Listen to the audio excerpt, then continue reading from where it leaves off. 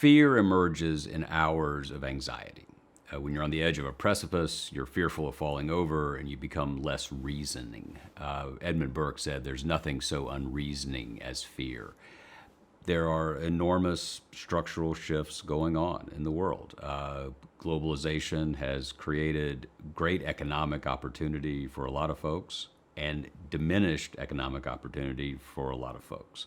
And whether you're on the winning side of that equation or the losing side tends to determine where you are politically. The 2016 election, the 2020 election, in many ways is shaped by this anxiety. Can I, whoever I am, thrive in a global world, in a world where there are fewer walls, where there's diversity, where definitions of identity are changing? It's just a different world than it was, say, in 1955. And as people try to find their footing in that world, politicians who appeal to fearful instincts tend to do well. I think there are two numbers that define where we are. One is 17%. That's the percentage of Americans who say they have trust in the federal government to do the right thing some or most of the time. That's down from 77% in the mid-1960s. So that's a huge trust gap.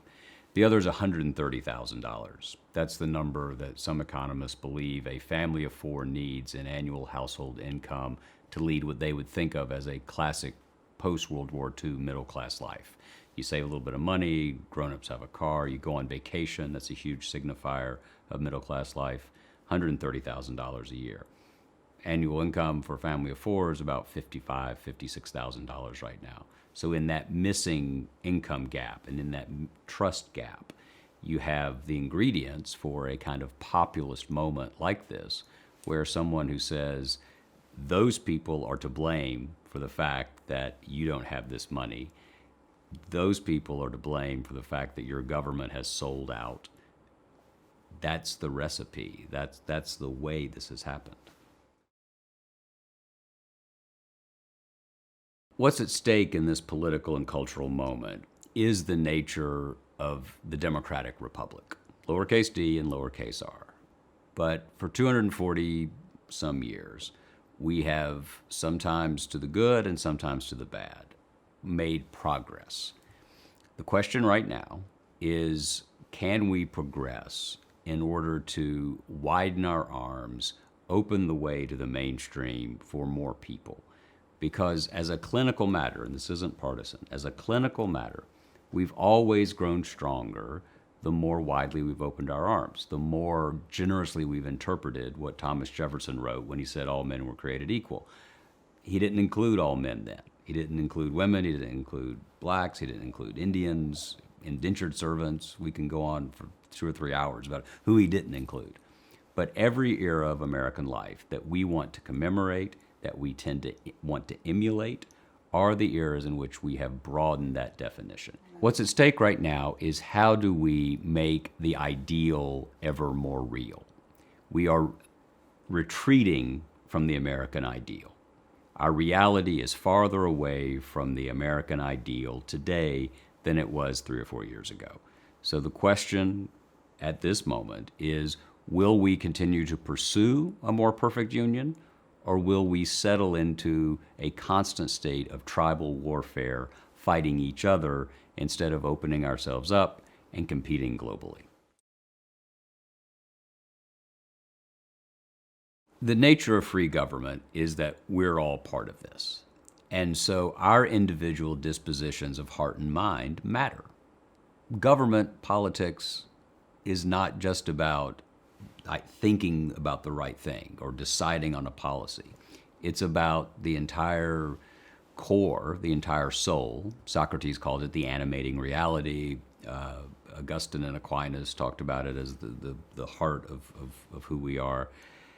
If we don't try to do the best thing, if we don't try to follow those better angels, then we're going to choose the worst instincts. And if we do that, if enough of us make that wrong choice individually, that has a collective effect. And I'm not setting up some sort of idealized view that we're all going to decide to do the right thing tomorrow, and therefore we're going to balance the budget and have Medicare for all. This is not about that. It is about thinking, you know what, I can help you out today on the off chance that tomorrow you'll help me out. Altruism doesn't have to be simply about doing the right thing. It can also be quite self-interested. And the covenant of a republic, the covenant of a democracy, is that we take care of each other because you may need taken care of today, and I may need it tomorrow, and you're more likely to help me tomorrow if I've helped you today. It's a pretty basic insight. And yet, I think our political climate rewards this Hobbesian struggle of all against all, that we're just at war all the time. If you're not on my team, you're wrong. If you're not on my team, you're evil.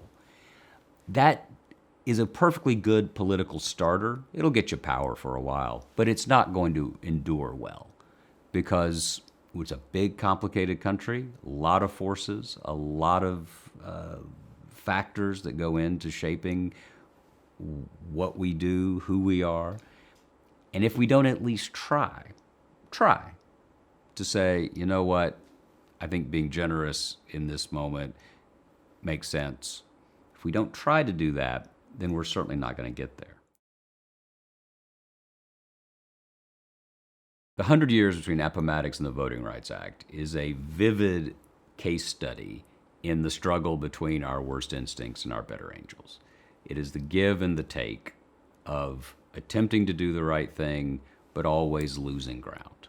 Always people in power holding on more tightly than they need to hold that power and excluding others. Until we actually realize that including others makes us stronger. And you see that from the end of the Civil War through the Civil Rights Movement in vivid display. We became the most powerful nation in the world, in the history of the world, after 1945. The drama of the middle of the 20th century was about our immense power and our willingness at last to recognize what had been adjudicated during the Civil War. And so the idea that listening to our better angels is a sermon or a homily or a trope, I think is wrong. This is simply the historical case. Our history is one of opening our arms. It's slow, it's tragic, it's bloody. We haven't done it enough, but in an imperfect and fallen world, we've done a pretty good job. The best job? No. But you find me a moment in history that you want to go back to, and I almost promise you that that moment will be one where we have opened our arms and not closed our fists. That's a matter of history, not opinion. That's history. Do unto others as you would have them do unto you. It's not that complicated. Do you want to be treated the way you treat other people? That's a pretty good test. Does that sound homiletic? Maybe. But a republic is about human relations. FDR said, we have to master the science of human relationships. And so a republic depends on mutual trust, mutual concessions of opinion, mutual respect. Not simply tolerance, but respect. You can't simply say, live and let live. I don't believe that. I think there has to be a common assent to an idea that, in fact, there are different ways of being in the world. We will respect that, and hopefully the sum of our parts lifts us to a stronger nation and lets us fulfill whatever destiny there is. It sounds very grand, but it has the virtue of being true.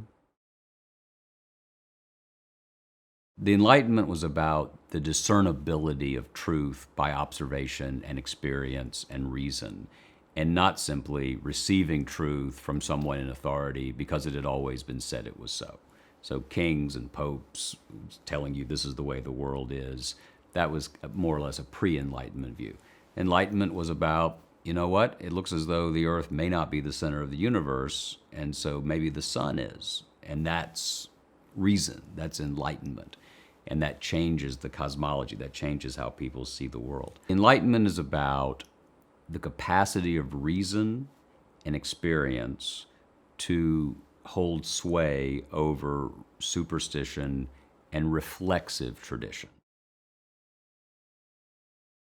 My view is that the Declaration of Independence and the Constitution, as flawed as they are essentially Enlightenment Era documents. They were driven by this idea that individuals could alter their station in life and not simply be born into an order that was immutable. All men are created equal. That was a radical idea because kings and popes and prelates and princes were supposed to be more equal. They were supposed to be more powerful. They were supposed to be deferred to either by an accident of birth in the case of a monarch or an incident of election in the case of a pope, for instance. They had control over everything. So the Enlightenment idea was no, more people actually have the capacity to determine their own destinies. It wasn't as widely shared as it should be. It was very limited at the time. But the whole story of the country has been expanding that definition, has been including more people in that promise, has been making that ideal real. When Thomas Jefferson sat down to write All Men Are Created Equal, he was doing so not simply because he was a bright young politician of Virginia, though he was, but because he had been engaged in this transatlantic conversation about the changing nature of reality, what had grown out of the Reformations, what had grown out of Gutenberg, what had grown out of the translation of sacred scripture into the vernacular, what had grown out of the Enlightenment, the scientific revolution. This idea that truth was not handed to you from on high, but truth was accessible to everyone. Empathy is a key component of a good leader because it's the key component of a good person. And as the Greeks taught us, character is destiny. President Kennedy knew that if he didn't put himself in Nikita Khrushchev's shoes during the Cuban Missile Crisis, things could have gone awry. It's a fundamental principle of strategy and global thinking that you always let your opponent have a way out. You let them keep face. Isn't that true in your life? It's true in mine. And so why wouldn't it be true in the lives of nations? George Herbert Walker Bush, in November of 1989, the Berlin Wall, the most vivid symbol of the deadliest standoff in human history, falls. President Bush won't give a big speech, won't go to Berlin. People in the Oval Office, reporters were pounding on him, Democrats were pounding on him, saying, you don't understand the historic nature of this. He totally understood the historic nature of it. He was putting himself in someone else's shoes. He was putting himself in Mikhail Gorbachev's shoes, the head of the Soviet Union, who was trying to manage the end of that empire. Bush knew that having an American president, as he once put it, sticking it in your ear, I think he meant but that was President Bush, sticking in your ear, would complicate Gorbachev's task. And so he thought, how would I feel if I were in his shoes? I would feel that I wanted the American president to be dignified and restrained. He was dignified and restrained. Christmas Day, 1991, the Soviet Union disappears without a shot being fired. The danger of nostalgia is that if you think everything was easy 20 minutes ago, then you do two things that I think are worth avoiding. You foreclose the possibility of learning from the past, because if it was so easy, what is there to learn? And secondly, you don't do proper honor to the people who fought so hard to get us to where we are. So if you're John Lewis and you've nearly been beaten to death on the streets of Alabama, that was not some wonderful Edenic moment. Was Bloody Sunday this great moment where everything was all together and everybody was happy? Not if you're John Lewis and Hosea Williams getting nearly beaten to death. So why be nostalgic about the past? We have to look to the past. We have to learn from it. But we learn from it because of its complexity, not because of its simplicity. To make America great again suggests that there was a nostalgic moment where everything was great, and that's where we should be. Find me that moment. Find me that moment where America, everything was perfect. You won't be able to. So to make America great again is the purest exercise in nostalgia. And it's dangerous because there is a greatness in America. I love this country. But you have to love it with its imperfections and its sins and its derelictions, as well as its triumphs and its victories. That's a much more complicated understanding of the past than simply to make America great again. Nostalgia is a narcotic. It dulls our senses to the complexities of the past. And I think it's a dangerous way to look at the past because it irons out the complexities. And without understanding the complexities of the past, we can't learn from it. And if we can't learn from it, what the hell are we going to do now? It was Lincoln's birthday, 1950. Joe McCarthy goes to Wheeling, West Virginia at the McClure Hotel, gives a speech saying he has the names of 205 communists in the Department of State. He then starts this campaign that's at once executed in the Senate through different committees, through investigations, but mainly in the newspapers, mainly on the radio. He is the master of making the sensational charge, often with very little basis to it, and the press amplifies it. A United States senator is saying there are communists, so we must report this.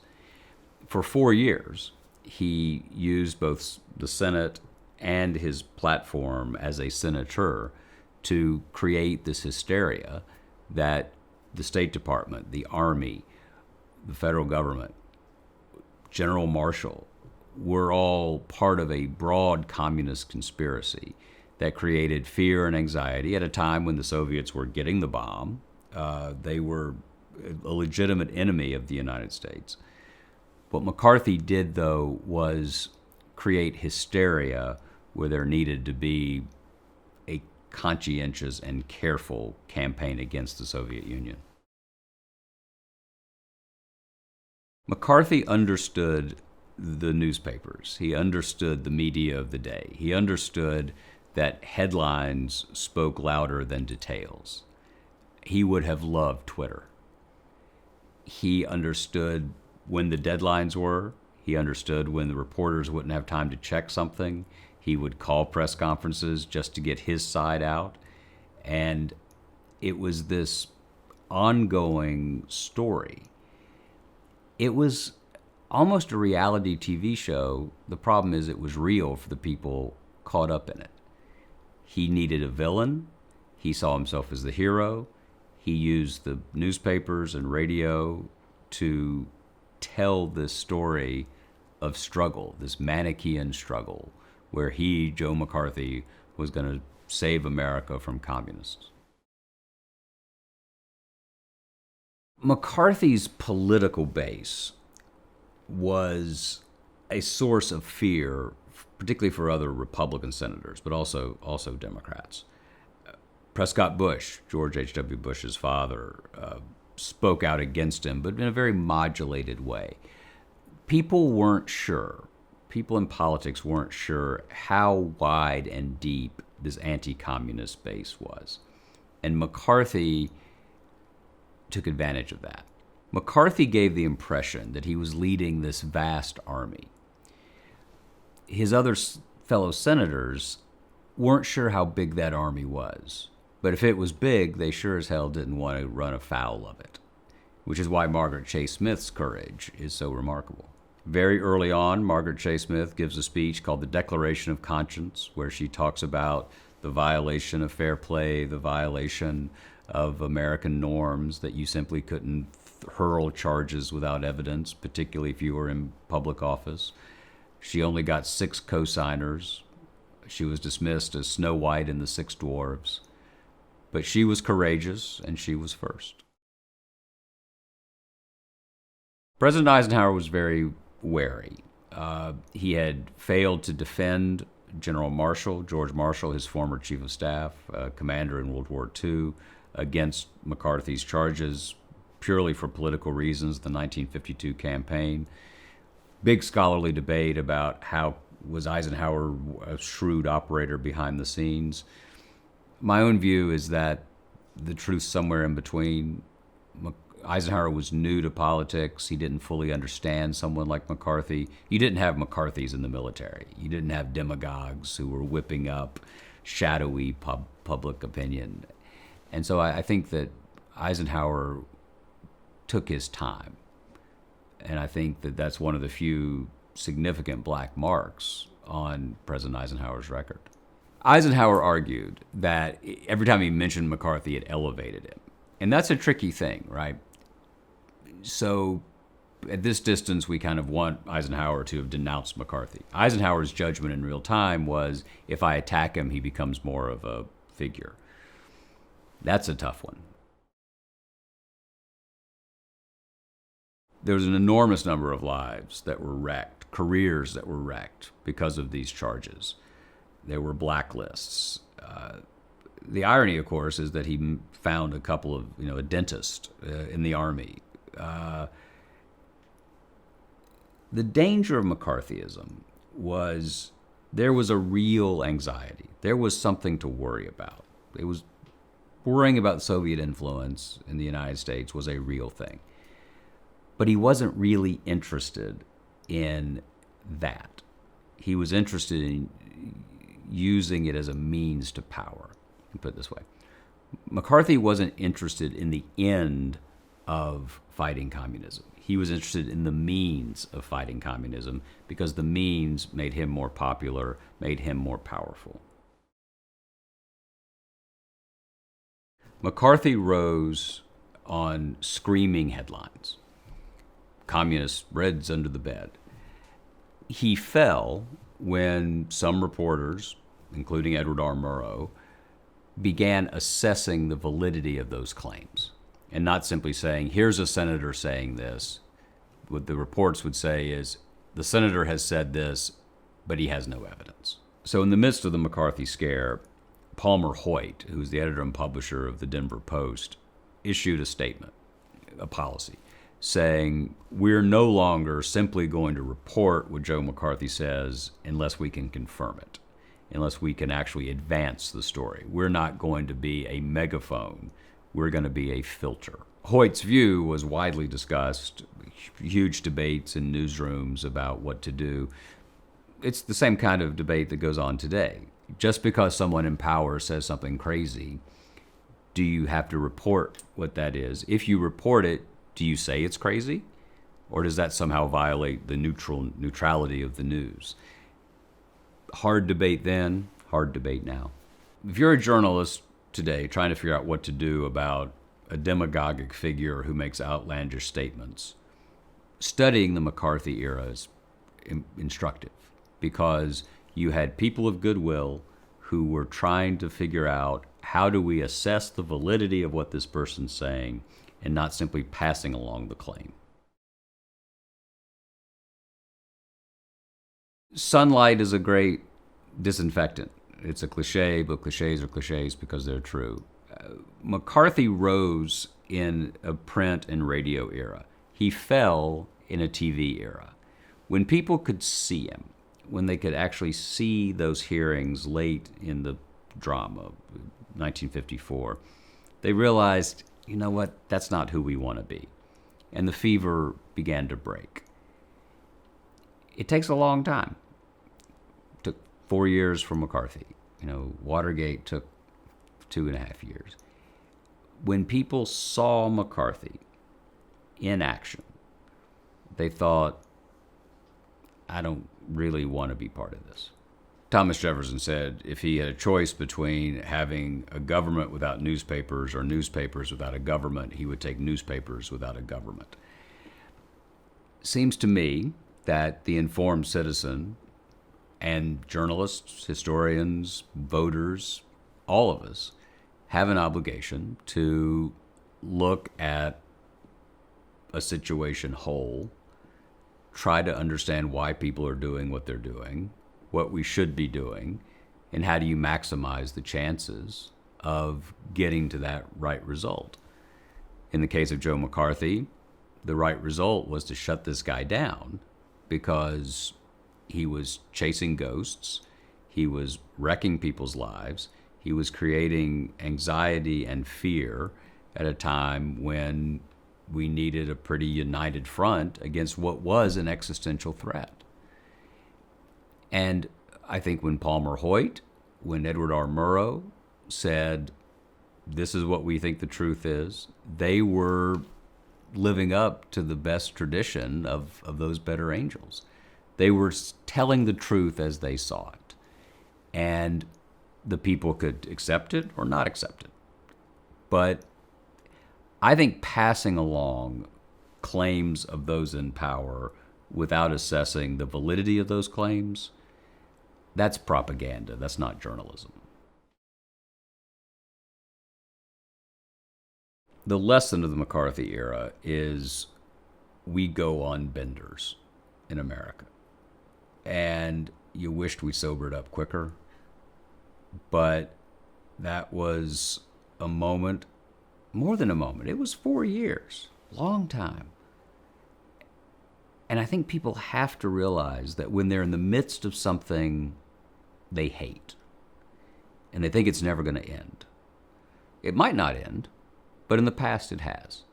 So how did it end? It ended because people like Ed Murrow, people like Palmer Hoyt, people like Margaret Chase Smith, people like Prescott Bush said, no, we don't want, that's not who we want to be. It's who we are, but it's not who we want to be. And so they pushed those forces into abeyance for a time. And that, in this world, is a win. McCarthy is investigating communists in the Army. The Army hires a counsel, Joseph Welch. Joseph Welch has an associate. The associate had some connection to a socialist organization.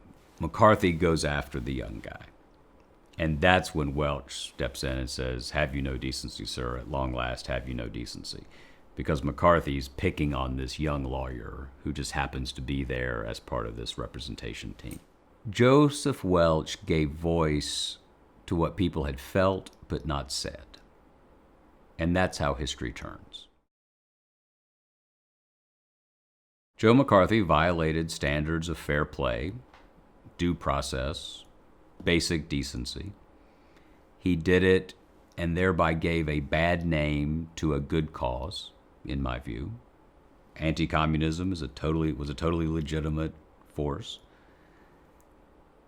But by overreaching, by demagoguing, by dragging innocent people through the mud, he trampled on the very values that he was purporting to defend. And so the question you have to ask is, at what price do you defend a system when you're violating the best of that system in its own defense? He targeted people in the State Department, people who worked at the United Nations, educators, artists, actors, writers. You have the Brown decision in 1954 declaring separate but equal no longer a constitutional principle. You have the Montgomery bus boycott in 1955 when Rosa Parks refuses to get up. You have Martin Luther King's emergence. You have the Little Rock crisis of 1957 over integration. You have a rising level of incidents of violence, of protests, of the civil rights movement adopting nonviolent principles, but then reactionary white violence against that. It begins to culminate in some ways in 1963. George Wallace stands in the schoolhouse door in Tuscaloosa trying to prevent unsuccessfully the integration in the University of Alabama. You have Dr. King in August of 1963 delivering the I Have a Dream speech. In September of 63, you have the murder of the 4 little girls at the 16th Street Baptist Church in Birmingham. All of these incidents have a slow cascading effect on the opinion of the country and honestly the opinion of President Kennedy, who was a Northern liberal, from the Northern liberal wing of the Democratic Party anyway, and was the head of a party that was very much divided on this question. Southern white Democrats were for segregation. The liberal wing of the North was against it. And Kennedy straddled that for a long time. Finally, after the crisis in Alabama in June of '63, he gives the great speech saying that civil rights is as clear as the Constitution, as old as the Scriptures. It is a moral issue. Nobody represents ideal leadership, but Lyndon Johnson's conversion on civil rights is pretty close. He was from a segregated state, Texas. He had not been a strong civil rights advocate in the Senate in the 60s, partly because of his national ambitions. He became more liberal on the issue. Without Dallas, on November 22nd, 1963, it's hard to imagine that the civil rights legislation would have unfolded the way it did. Johnson seized the moment. In the aftermath of the assassination, he decided that the presidency was for big, bold action. He wanted to do the big, bold things other people might not, and pushed the Civil Rights Bill through in '64, manipulated, cajoled, wheeled and dealed, and got it done. The mid-1960s is a controversial period in American life. Because of Vietnam, because of the Great Society, there are many different views of President Johnson and of the legacy of that period. About this, however, I don't think there can be any debate. In 1964 and in 1965, Lyndon Johnson took enormous risks to act on the climate that had been created by the incredible courage of the powerless. Johnson was not like Fortinbras at the end of Hamlet coming down and making everything right. He was, as a president often can be, he was marshaling the forces of those who had risked everything and in many cases paid the ultimate price, had died in this cause. I think the Civil Rights Act and the Voting Rights Act, taken together in '64 and '65, represent the high water mark of closing that gap between the American ideal and the reality of American life. And that's as close as we've come, in many ways, to bringing the ideal close to the real. And it was a flawed president who did it, but it's an example of what concentrated acts of citizenship and protest and struggle can do when they intersect with the attention and the skill of those in power. If America wants to get on track, if America wants to do some big things about education, about climate, about economic inequality, looking at '64 and '65 and what President Johnson did in concert with and because of what innumerable citizens whose names we don't know, what they had already done, you can do a lot worse than to look at 1964 and '65 and see how even in a complicated, ultimately fallen universe, you can make progress. George Wallace represents the worst of us. He was reactionary. He was a segregationist deep into the modern era. He manipulated and fanned the flames of fear. He did so, we can't see into people's hearts, somewhat cynically. How much of his platform he believed in his heart, I don't know. At critical moments in the struggle to bring the ideal and the real closer together, George Wallace embodied the forces of reaction versus the forces of reform. And America at her best is about reform, not reaction. I think we have to be in conversation with the past in order to understand the present and shape the future. And if we look back, let's find the moments where we made progress, where we became more perfect, where we made Jefferson's sentence more real. And when we find those moments, let's learn from them. The past is not perfect. There's not some happily ever after we're going to get to, and there wasn't a once upon a time. But the nature of history is the nature of all of our lives. It's how do we get to 51%? How do we do the right thing just enough of the time? And I'm not saying that it should only be 51%, but I've got basically all of human history on my side since we first got out of the caves and started hitting people with rocks. We have been driven by dark forces. Dark forces are perennial. The good news is that the forces of light can also be perennial. And let's just see how we can get that side to win a little bit more often. The world moves so fast, particularly now, that if you can pause for a moment and put what's unfolding in this moment in context with what's happened in the past, that's a contribution.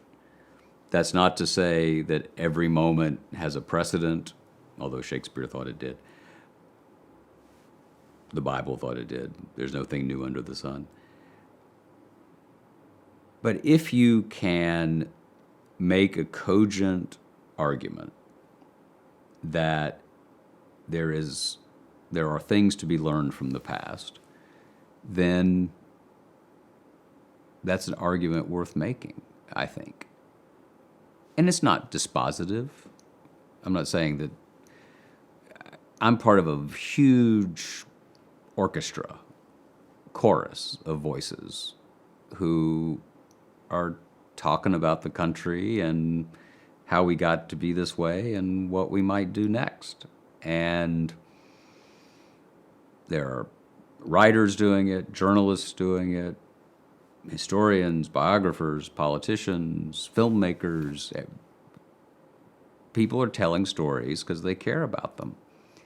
And if you're lucky enough to find a way to make a living by telling the stories that you care about, sign me up. The South is the most complicated American region, seems to me. Southerners always think that. We've been really good on some things and really bad on others. And we are driven by story, partly because there's nothing else to do. I think that the South has an enormous amount to teach the country because we have been given to such extremes.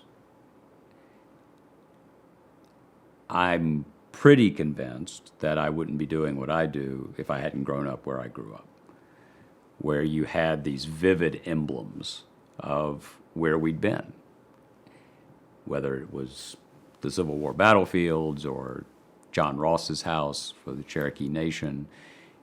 You could see the struggle to create a more perfect union. And it was tangible. It wasn't intellectual. It was right there. And I think Southerners have a particular, not unique, but particular appreciation of the past. Faulkner was right. He once said that the past is never dead, it is even past. And I think that's true. People have said to me, you're a white privileged man telling us everything's going to be okay.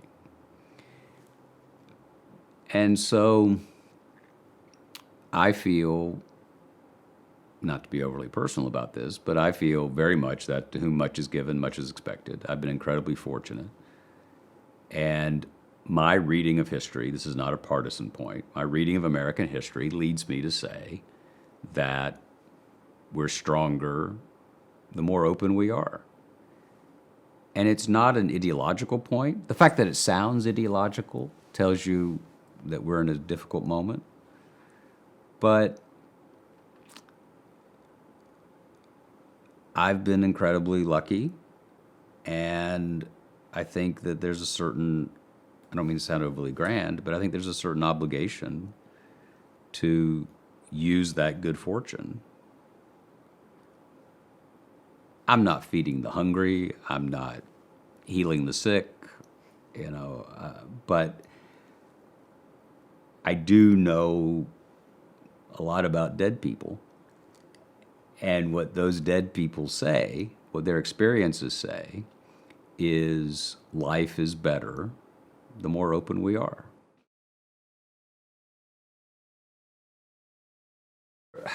The Civil War and the struggle for civil rights are the most vivid manifestation of this struggle, unquestionably. 750,000 people died in the Civil War.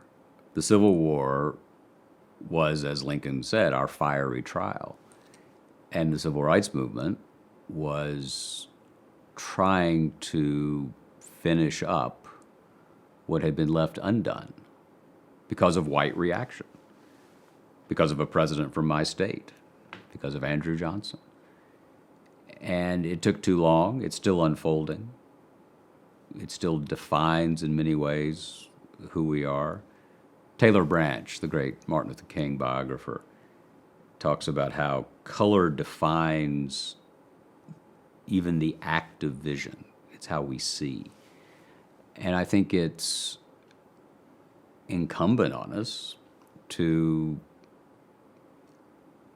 whether you're a Southerner or not, to figure out what is it that creates the greatest good for the greatest number, and what brings that ideal and that real closer together. And my reading of history is that the more generous we are, the stronger we get. When I was in my 20s, late 20s, I wanted to write a book about the reporters who'd covered the civil rights movement. And the more work I did on it, the more I realized they weren't the story. The story were the people on the streets and in the Delta and on the buses and on the Edmund Pettus Bridge. They were the ones to whom attention must be paid, as Arthur Miller put it in a different context. And so what I wanted to do as I went through things is I realized that there wasn't a volume that said, here's the best literary work on this movement. And in many ways, the civil rights movement was made possible by television and photography. And that's how we see it even now. But some of the greatest writers in American history, white and black, male and female, wrote about this extraordinary struggle, this crucible moment. And I thought there was an opening for a volume that simply put that together. I like to say it's the best book I ever Xeroxed. My sense of the argument about that book was that it was the great domestic drama of the 20th century. And it had already receded into myth, that it was a fairy tale, that Rosa Parks didn't get up, Dr. King gave a speech, and everybody was happily ever after. And when you climb inside these things, you realize that it's so difficult. It's so complicated. Every victory is provisional. Every step forward, you're at risk of being pushed back. And so that was very much part of that. I think I did that book 20 years ago, more or less. I was on jury duty, and I was bored. I was in New York City, and I was reading a book called 5 Days in London by John Lukacs. Wonderful book, little book, about the week in May of 1940 when Churchill really came to power and made things happen. And there was a footnote in the book about that Roosevelt and Churchill had to exchange 1,200 letters or something, and had spent more than 100 days together during the war. And those numbers jumped out at me because 100 days together, I think it ended up being 113. That's a lot. So they clearly had to like each other. I was struck by the amount of time they spent together and wanted to understand what was it like when these two monumental figures were in the same room together. The other thing that drove that was I was in journalism then, And every time something happened, no matter what it was, no matter the president was a Democrat, Republican, didn't matter, we criticized it. And we were nostalgic. We were like, oh, these people, if only George W. Bush and Tony Blair could be like Roosevelt and Churchill. So part of my question was, I wonder if when Churchill and Roosevelt were around, people were saying, wow, if only they could be like Woodrow Wilson and Lloyd George. And it turns out, yeah, kind of. When you read the journalism of a period, there's never a moment where they're saying, oh my God, this is the greatest thing that ever happened. Thank God they're here. Or there's rarely a moment like that. And so if even the Second World War was marked by chaos, unhappiness, near misses, what could we learn from that? What could we learn from the provisional nature, the complicated, uneven nature of that moment? And if even that was uneven and complicated, then of course our time is the same. And so what's there to learn from looking back? The most important books to me when I was growing up, there were 3 or 4 or 5. One was The Wise Men by Evan Thomas and Walter Isaacson. All the King's Men by Robert Penn Warren. The Last Lion by William Manchester about Churchill. James McGregor Burns's 2 volumes on Franklin Roosevelt. Michael Beschloss's Kennedy and Roosevelt and The Crisis Years. These were all books that were about big moments, but the human drama of those big moments. And so I didn't wake up and think I'm going to write about presidents, but I did wake up and think I wanted to write about important stuff. And if you write about those in power, you've crossed that hurdle at least. You never have to explain why you're writing a book about an American president. Well, Jackson, I started writing in the height of George W. Bush's presidency. And you had a president who was very much focused on his vision for the country, very much focused on executive power, very much focused on changing the arc of the country in the way President Bush was. I got a letter from President Bush. He read the book when he was in the White House, and he wrote, as you might imagine, I'm sympathetic with a president who enjoyed the powers of his office. And so that worked. The day the prize was announced, I got an email from David Remnick of The New Yorker, and he said, you're about to hear from your 3rd grade teacher. And about 2 hours later, I heard from my 3rd grade teacher. And my first editor, Paul Neely at the Chattanooga Times, wrote me saying, well, now your obituary is taken care of. So at least that's done. Writing about President Bush Sr. was the result of this fascinating gap between what he was like in private and the public impression. I met him in '98 with Michael Beschloss, and within 15 minutes, I understood why he had become president. He had this quiet, persistent charisma. He struck you as someone who, however imperfect, you would trust. You'd give him the nuclear codes. All right, you handle that. We're going to do the rest of it. You do that. And I wondered what it was, that had gone into creating that kind of charisma, and why was it that it was so obscure and had been so obscure to me. I was an undergraduate in college through most of his presidency. I very much had a 1992 view of him, which was that he was, it was time for him to go. But one of the fascinating things about history is how your view changes over time. This happened to Harry Truman. It's now happened with President Bush, Eisenhower. We tend not to fully appreciate what we have when we have it. And that's the distinction to some extent between history and journalism. Journalism is reactive and emotional in the moment.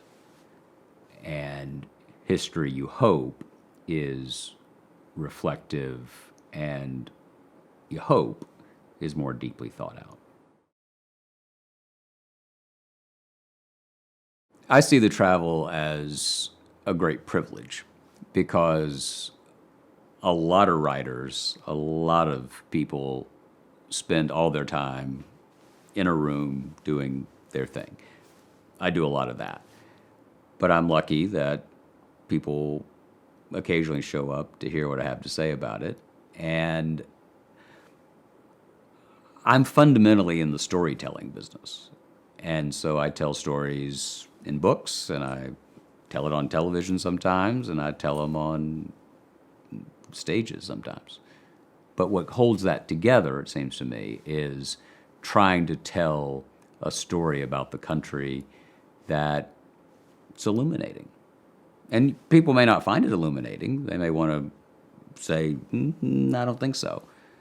But I have the chance to make the case.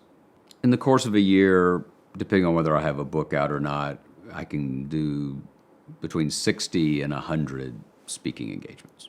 And it's an ongoing conversation with people who care about the country, who care about history, who care about the present, and are trying to connect these dots or to see if they're connectable. And I consider it as much a part of my storytelling enterprise as the books. One of the reasons I'm as weird as I am is my grandfather, who was a city judge in Chattanooga, from the time I was 6 years old, would take me down to court with him. And I would sit on the bench, and God knows what the defendants made of this. I would go with him to drink coffee, or he would drink coffee with the local courthouse crowd. And so to me, politics was always this very human undertaking. These were the guys I knew, the men I knew. And I was lucky that my grandparents lived a mile down Southcrest Road from where we lived. And it was very much, it took a village. My grandfather fought in World War II, 4 years as a gunnery officer in the Pacific. Came back, had gone to Vanderbilt Law School, practiced law, kind of frustrated by it by the mid-1960s, and wrote 3 Napoleonic-era sea novels based on the East India Company, sort of a poor man's Horatio Hornblower. His name was Percival Meriwether, was his hero. And so by the time I came along, he was this figure of great authority. And so he's a judge, he's written books, the house was full of books, and so the whole ambient atmosphere was about public life and telling stories. And as I look back on it, I think those were the tributaries that created this drive to both understand the world, understand the past, and find a way to present it in a compelling way. It wasn't like a Joe Kennedy household where we were fighting at the dinner table over, Jimmy Carter's Malay speech, but it was, a household where the morning paper came, the afternoon paper came, Time came, Newsweek came, the New Yorker came, the Atlantic came. So there was this, the air one breathed was about what was happening, what had happened, and how to tell the story. My friend Evan Thomas once described my early days at Newsweek as drinking from a fire hose. So I go from the Chattanooga Times, I go to work for Charlie Peters, the Washington Monthly, I go to Newsweek, and because of a series of circumstances, became the national editor fairly 6 months after I got there, I think. And I loved every minute of it. It was fascinating. You had the whole country, the whole world to write about and think about. And so, sure, I was driven. And I'm glad I did it early, because I now actually can't go to a meeting physically. I break out in hives. But the consistent theme, I think, is what's the human drama of the person in power or the person who's trying to get the attention of the person in power? Because that's what journalism's about. That's what history's about. My point of entry into political consciousness was thinking that Ronald Reagan was this enormous figure, which he is. And I think I could have fairly easily ended up in some sort of young conservative ethos. But because I started in journalism when I was 18, just turned 19, at the Chattanooga paper, I almost immediately, on sort of being an actual person, having agency, almost immediately saw that the world was a hell of a lot more complicated than either a conservative ideology or a liberal ideology would have it. And so the experience of being at the paper, of working for Charlie Peters, then to being in New York, was transformative in that I just saw complexity, mixed motives, murkiness, good and bad, all mixed up together. I saw firsthand what Robert Penn Warren had been writing about in the novel I'd read when I was in high school. And without that experience, without having been at the Chattanooga Times, without having been at the Washington Monthly, without having been in Newsweek, I don't know what would have happened.